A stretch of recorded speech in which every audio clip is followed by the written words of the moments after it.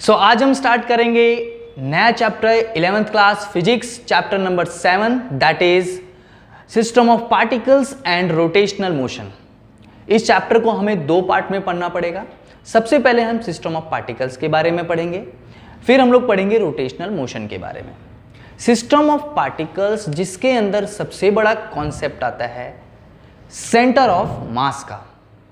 What is centre of मास? ये बहुत ही important question है, एग्जाम के अंदर भी पूछा जाता है और बहुत ही अच्छा कॉन्सेप्ट है। सेंटर ऑफ मास की अगर मैं बात करूं तो centre of mass the point where whole mass of the body is concentrated. एक ऐसा पॉइंट जहां पर बॉडी के होल मास इकट्ठे होते हों। इकट्ठा होने का मतलब कॉन्सेंट्रेट करे, उस पॉइंट पे सेंटर ऑफ मास होगा। एग्जाम्पल देता हूं, जैसे कोई भी बॉडी है आपके पास, उस बॉडी का मास डिस्ट्रीब्यूशन बहुत इंपॉर्टेंट है, कैसा होना चाहिए। अगर उस बॉडी का यूनिफॉर्म मास डिस्ट्रीब्यूशन होता है, मास डिस्ट्रीब्यूशन दो तरह से हम बता सकते हैं। पहला uniform mass distribution and non uniform mass distribution. Uniform mass distribution क्या होता है? जिसके अंदर पार्टिकल के जितने भी पार्टिकल उस सिस्टम में होंगे सबका मास सेम होगा। कैसा होगा? सेम होगा। और नॉन यूनिफॉर्म डिस्ट्रीब्यूशन होगा तो मान लेते हैं कि भाई एक सिस्टम है, उस सिस्टम के अंदर 4 पार्टिकल्स हैं और उन 4 पार्टिकल का मास भाई कुछ और डिफरेंट है, जैसे m1, m2, m3, m4 अलग अलग। तो ये uniform mass distribution and non uniform mass distribution की बात करते हैं। हम अगर ऐसा बोलते हैं कि एक बॉडी जिसका यूनिफॉर्म मास डिस्ट्रीब्यूशन है तो हमेशा ध्यान रखना उस बॉडी का सेंटर ऑफ मास हमेशा सेंटर में होगा। हमेशा सेंटर में होगा, ध्यान रखना। ये मैं अभी आपको बताऊंगा। क्या बोला मैंने? ऐसी बॉडी जिसका मास डिस्ट्रीब्यूशन यूनिफॉर्म हो, उस बॉडी का सेंटर ऑफ मास हमेशा सेंटर में होगा। क्लियर है? किस तरह से फाइंड करते हैं? जैसे आपको यहां दिख रहा होगा कि ये एक रॉड है, ये एक रॉड दिख रहा है आपको। इस रॉड का लेंथ में ले लेता हूं L। इस रॉड की लेंथ कितनी है? L। और ध्यान रखना इस रॉड में यूनिफॉर्म मास डिस्ट्रीब्यूशन है, तो इस रॉड का सेंटर ऑफ मास सेंटर पे होगा, एग्जैक्ट सेंटर पे होगा। मैंने देखो यहां लिखा हुआ है एग्जैक्ट सेंटर पे। ठीक है, हम बात करते हैं डिस्क की, उसका भी सेंटर ऑफ मास सेंटर पे। स्फीयर की, स्फीयर दो तरह के स्फीयर होते हैं, एक होता है होलो स्फीयर, एक होता है सॉलिड स्फीयर। होलो स्फीयर किसे बोलते हैं? जैसे आप प्लास्टिक की बॉल क्रिकेट खेलते हैं, कैसा होता है? स्फेरिकल शेप होता है लेकिन अंदर होलो होता है, इसलिए हम उसको होलो स्फीयर बोलते हैं। और जैसे आप लेदर की बॉल ले लो, जो क्रिकेटर्स खेलते हैं मैच के टाइम, वो कैसा होता है? अंदर से सॉलिड होता है, इसीलिए उसको हम लोग बोलते हैं सॉलिड स्फीयर। तो दो टाइप के sphere, hollow sphere and solid sphere, दोनों का सेंटर ऑफ मास सेंटर पे होता है।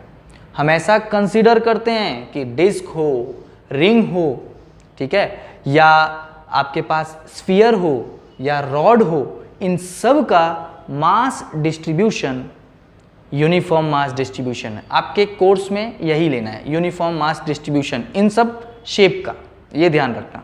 क्लियर है? हम बात करते हैं जैसे एक स्क्वायर ले लें, बराबर। अगर उस स्क्वायर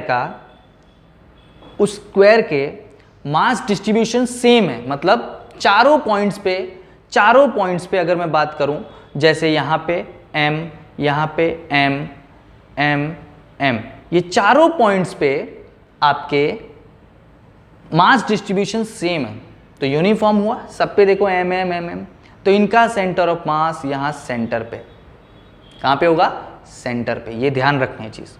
तो हमेशा मास डिस्ट्रीब्यूशन अगर यूनिफॉर्म है तो सेंटर ऑफ मास सेंटर पे होगा, और अगर नॉन यूनिफॉर्म डिस्ट्रीब्यूशन है तो आपको फाइंड करना पड़ेगा भाई कहां पे होगा। क्लियर हुआ? तो मैं आपको थोड़े बहुत एग्जाम्पल बताता हूं और मैं आपको कुछ फॉर्मूलाज बताता हूं जिसमें आप डिसाइड कर सको कि किस तरह से फाइंड करना है, राइट।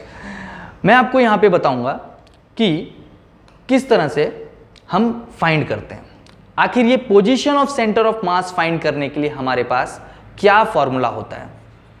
अगर मैं बात करूं कि मुझे पोजीशन ऑफ सेंटर ऑफ मास, भाई वो सेंटर ऑफ मास एक्चुअली कहाँ है, किसी भी बॉडी का सेंटर ऑफ मास कहाँ है, तो हम कैसे फाइंड करेंगे। तो हम उस बॉडी का पोजीशन फाइंड कर, बॉडी के सेंटर ऑफ मास की पोजीशन फाइंड करने के लिए एक फॉर्मूला देखेंगे। स्टैंडर्ड फॉर्मूला है, याद रखना, और वो फॉर्मूला है आपका that is R centre of mass is, ये वेक्टर फॉर्म में रखते हैं, that is m1 r1 plus m2 r2 divided by m1 plus m2। This is the actual standard formula. आप बोलो सर हमने यहाँ सिर्फ m1 m2 क्यों लिया। अरे भाई आप जितने पार्टिकल्स हो उतने लिख सकते हो। मान लेते हैं आपके पास 3 पार्टिकल्स हैं, तो m1 r1 plus m2 r2 plus m3 r3 upon m1 plus m2 plus m3। आपके पास n पार्टिकल्स हैं, तो m1 r1 plus m2 r2 plus up to mn rn upon m1 plus m2 up to mn। Like हम इस फॉर्मूले को इस form में भी लिख सकते हैं, that is m1 r1 m2 r2 और अप टू हम कहाँ तक ले गए इसको, दैट इज mn rn और divided by that is m1 plus m2 plus up to mn। तो जितने पार्टिकल्स आप उसके हिसाब से ये फॉर्मूला रख सकते हो। तो हमेशा ध्यान रखना, कोई भी क्वेश्चन सॉल्व करना हो, पोजीशन ऑफ सेंटर ऑफ मास हो, तो हमेशा देख लो पहले कितने पार्टिकल्स। 4 पार्टिकल्स तो 4 बार लिख दो, m1 r1 m2 r2 m3 r3 m4 r4 divide m1 plus m2 plus m3 plus m4। जितने पार्टिकल्स उसके हिसाब से ये फॉर्मूला लिख देना है। याद रहेगा ये फॉर्मूला, ठीक है। अगर मैं बोलूँ ये what is R, R is the position vector that is in 3 dimension x y z, right. अच्छा, मैंने ये जो फॉर्मूला बताया आपको, कौन सा, ये फॉर्मूला तो ये फिगर के लिए जो फिगर हमने यहाँ ड्रॉ किया है, ये फिगर के लिए जो हमने यहाँ ड्रॉ किया है, यहाँ तो हमने 2 ही पार्टिकल लिए ना, that is m1 and m2, इसलिए हमने इसके लिए लिया। अगर मैं पार्टिकल चेंज कर दूं, भाई मेरे पास 5 पार्टिकल, तो 5 के लिए फॉर्मूला हो जाएगा। तो जितने पार्टिकल्स उसके हिसाब से आप ये फॉर्मूला लिख सकते हो। तो दिमाग में कुछ चीज़ें फिक्स कर लो। यूनिफॉर्म मास डिस्ट्रीब्यूशन अगर है तो सेंटर ऑफ मास सेंटर पे ही होगा, नॉन यूनिफॉर्म है तो फॉर्मूले से फाइंड करेंगे। कौन सा फॉर्मूला, जो मैंने आपको अभी बताया। क्लियर है। आपको एक बात बता दूं, अगर आप यूनिफॉर्म मास डिस्ट्रीब्यूशन का सेंटर ऑफ मास फाइंड करना चाहते हैं, लॉजिक से पता नहीं चल रहा है, तो इस फॉर्मूले में आप पुट करके वैल्यू फाइंड कर सकते हैं। ऐसा नहीं है कि सिर्फ नॉन यूनिफॉर्म के लिए, सबके लिए that is standard formula. This is the standard formula for finding the position of centre of मास। अगर आपको एक्स कोऑर्डिनेट सिस्टम की बात करूं, क्योंकि आर तो क्या है, position vector in 3 dimension, that is X Y Z, vector में पढ़ा है हमने। तो एक्स डायरेक्शन में लिखना हो तो भाई X centre of mass m1 x1 m2 x2 upon m1 plus m2। Y का लिखना हो तो दैट इज, है ना, अगर यहाँ से मैं एक्स कोऑर्डिनेट का मैं लिखना चाहूँ तो ये क्या होगा, for x coordinate this is m1 x1 m2 x2 that is upon m1 plus m2। आप इस तरह से बता सकते हैं। वाई कोऑर्डिनेट हो तो that is m1 y1 m2 y2 upon m1 plus m2। आप y कोऑर्डिनेट भी बता सकते हैं। तो अलग अलग सिस्टम के लिए अलग अलग आप इस तरह से सेटअप कर सकते हैं। क्लियर है। मैं अब बात करूंगा कि अगर, जैसे मैं आपको थोड़े बहुत एग्जांपल्स दूं कि भाई अगर मुझे इस फॉर्मूले में यूज करना हो तो मैं कैसे फाइंड करूंगा, कैसे यूज करूंगा। देखो, जैसे मान लेते हैं हमारे पास ये एक फिगर दिख रही है आपको। इस फिगर के अंदर मैंने एक्स कोऑर्डिनेट के, एक्स एक्सिस के पास मैंने क्या किया है कि दो पार्टिकल्स लिए, एक का मास m है, एक का मास 2m है, लिया है। बोलो ये यूनिफॉर्म मास है कि non uniform mass distribution? This is non uniform mass distribution, because एक का m है, एक का 2m है, मास डिफरेंट, राइट और नॉट? ठीक है।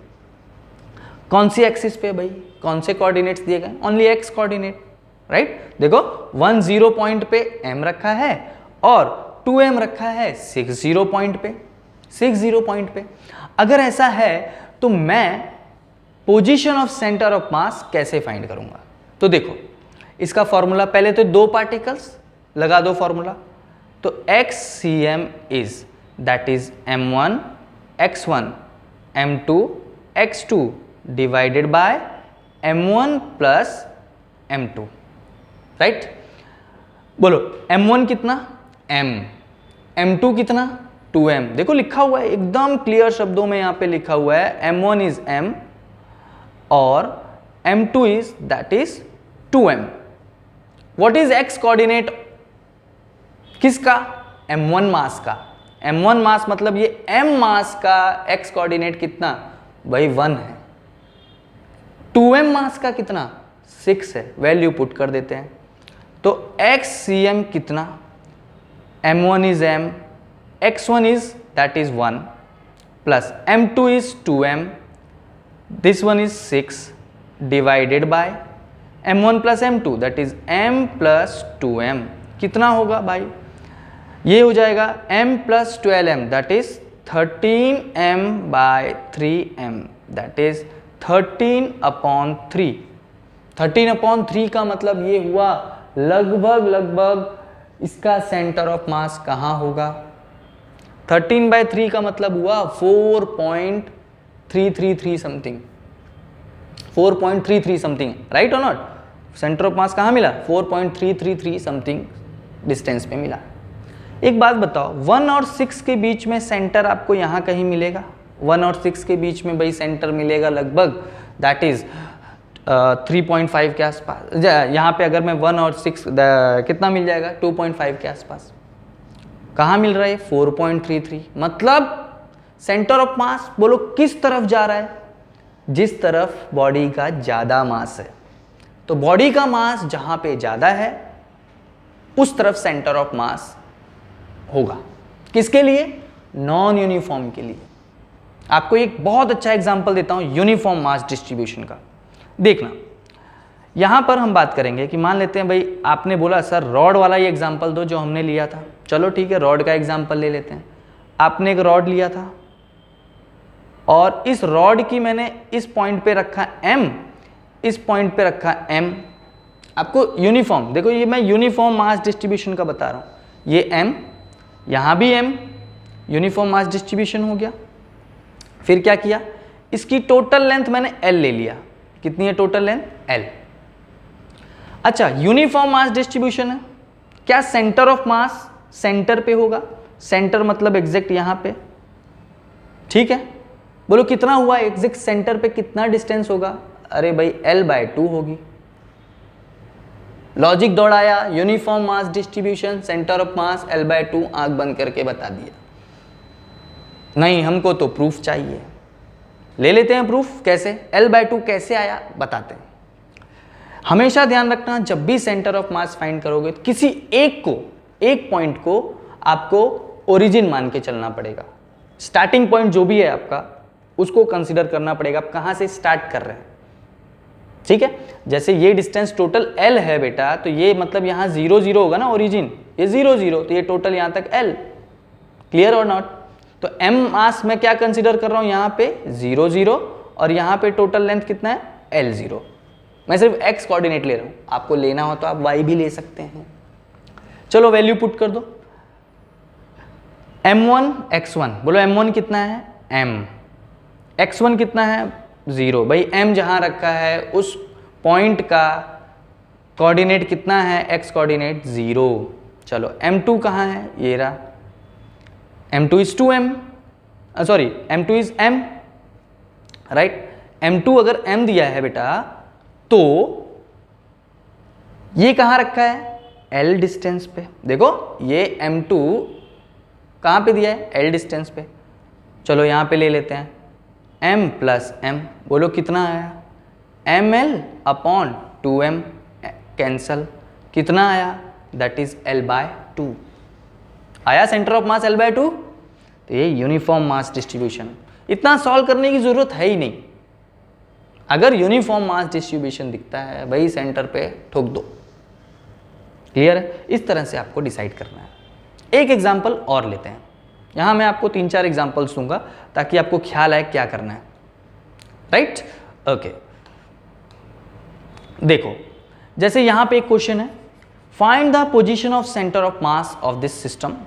क्या है ये, स्क्वायर है, पर यहां पर मास डिस्ट्रीब्यूशन ध्यान रखना नॉन यूनिफॉर्म है। देखो एक का मास 2m, m, 3m, 4m, तो ये कैसा मास डिस्ट्रीब्यूशन है भाई, ये है आपका नॉन यूनिफॉर्म। अच्छा तो बताओ x सेंटर ऑफ मास कितना, तो आप बोलोगे सर x सेंटर ऑफ मास, मैं x क्यों लूं, मैं ऐसा पूछता हूं बताओ इसका पोजीशन ऑफ सेंटर ऑफ मास कहां होगा। क्या कोऑर्डिनेट्स x y दोनों दिए हैं, देखो 0 0 a 0 a a 0 a, x और y दोनों दिए हैं, तो बताओ x और y कोऑर्डिनेट का सेंटर ऑफ मास कहां है। खाली x का पूछे तो x सेंटर ऑफ मास लिख के खाली x के कोऑर्डिनेट से बताना है, y का पूछे तो y का बताना है, और अगर दोनों का कंबाइन पूछे तो क्या करना है, दोनों का कंबाइन भाई सिंपल लगाना है, r centre of mass, this is m1 r1, m2 r2, m3 r3, m4 r4 divided by m1 plus m2 plus m3 plus m4। हो गए 4 पार्ट, 4 पार्टिकल्स, चारों का मास पता होना चाहिए, चारों के कोऑर्डिनेट्स पता होने चाहिए। चलो देख लेते हैं, तो यहां पे r सेंटर ऑफ मास चाहिए, बोलो m1 कितना, मैं इसको m1 ले लेता हूं, इसको मैं m2 ले लेता हूं, इसको मैं m3 ले लेता हूं, इसको मैं m4 ले लेता हूं। क्लियर? इसको मैं m4 ले लेता हूं, तो आपको इसके हिसाब से सेटअप करना है। आप किसी को भी m1 m2 m3 m4 ले सकते हो, आंसर सेम आएगा, बता रहा हूं, ट्राई करना। तो स्टार्ट करते हैं, बोलो m1 कितना है, m,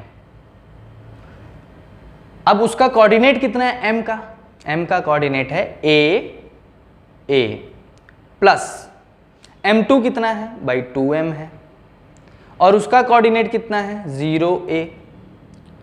m3 कितना है, m3 का कोऑर्डिनेट है मेरे पास, m3 के कोऑर्डिनेट से 0 0 और उसका मास है 3m।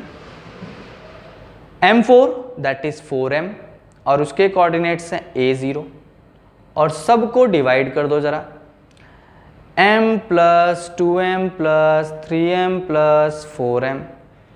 What is position of centre of मास, भाई सब में से m कॉमन ले लिया मैंने, अंदर क्या बचा, यहां बचा a, और ये देखो ये कोऑर्डिनेट्स मिले 2 इंटू 0a, तो इसको मैं ऐसे लिख सकता हूं 0 इंटू 2a, राइट। फिर ये 3 अंदर मल्टीप्लाई करेंगे तो 0 0 हो जाएगा, और 4 अंदर मल्टीप्लाई करेंगे तो 4a 0 हो जाएगा, divided by 1 plus 2 3 3 6 4 10 10m, m से m कैंसल।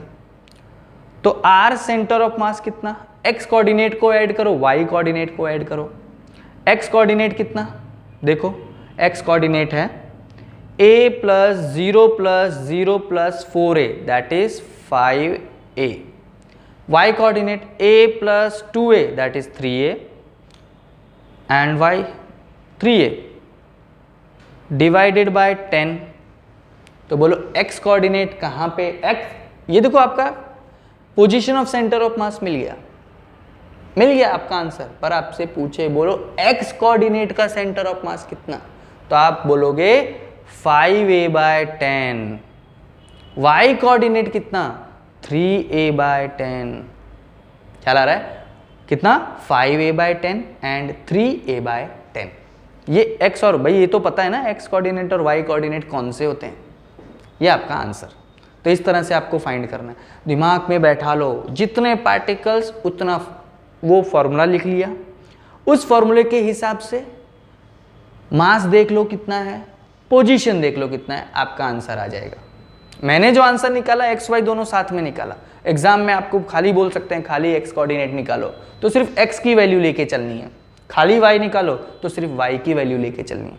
ठीक है, एक एग्जाम्पल और बताऊंगा मैं यहाँ आपको, बहुत अच्छा एग्जाम्पल और बहुत ही इसके कॉन्सेप्ट कई बार एंट्रेंस एग्जाम में भी पूछे जाते हैं। ठीक है, जैसे ये ट्रायंगल दिया हुआ है आपके पास, एक इक्विलेटरल ट्रायंगल है जिसके ऊपर नॉन यूनिफॉर्म मास डिस्ट्रीब्यूशन दिया हुआ है। एक इक्विलेटरल ट्रायंगल है जिसपे मास नॉन यूनिफॉर्म मास डिस्ट्रीब्यूशन दिया गया है, और इस नॉन यूनिफॉर्म मास डिस्ट्रीब्यूशन में ध्यान रखना मास m1 m2 m3 है, साइड्स सेम होती है a तीनों साइड सेम। हम यहाँ पर फाइंड करेंगे कि इनका पोजीशन ऑफ सेंटर ऑफ मास इस इक्विलेटरल ट्रायंगल का कहाँ होगा। तो देखना यहाँ पर हम क्या करते हैं कि आपके पास ट्रायंगल, राइट, ये आपके पास यहाँ पे ट्रायंगल, एक मास है m1, एक है m2, एक है m3, राइट। आप कहीं भी m1 m2 m3 रखो आंसर सेम ही आने वाला है, समझ लो, बराबर।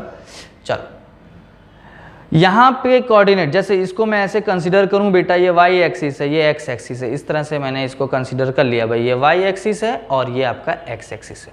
बोलो इसके कोऑर्डिनेट कितने हैं भाई, 0 0, एक को हमने ओरिजिन माना, साइड सबकी a है। बोलो इसके कोऑर्डिनेट कितने हैं, a 0, इतना तो पता है ना, ग्राफ में जो x एक्सिस पे होती है उसकी वैल्यू हम कंसीडर करते हैं यहाँ पे, दिस इज a 0। अब पूछूँ ये कितना, तो ये कैसे फाइंड करोगे, ये a नहीं है, इसको फाइंड करेंगे कैसे, देखो एक बात बताओ, यहाँ पर x और y दोनों फाइंड करना है, जैसे यहाँ x 0 y 0, यहाँ पे x a y 0। अगर यहाँ पे होता तो बोल देते कि x 0 y a, यहाँ पे x a y 0, है ना, इस तरह से हमने बताया। अगर मैं पूछूं यहाँ कितना, तो इस पॉइंट पे कैसे फाइंड करेंगे x कोऑर्डिनेट। अरे भाई ये देखो, अगर मैं इसको ऐसे एक्सटेंड करूं, ये आपका कौन सा है, ये a है, राइट और नॉट। मैं इसको थोड़ा नीचे लेता हूं, जैसे ये ट्रायंगल और ये आपकी क्या है साइड, ये तो a साइड है, ये पूरी साइड कैसी है, a है, ठीक है।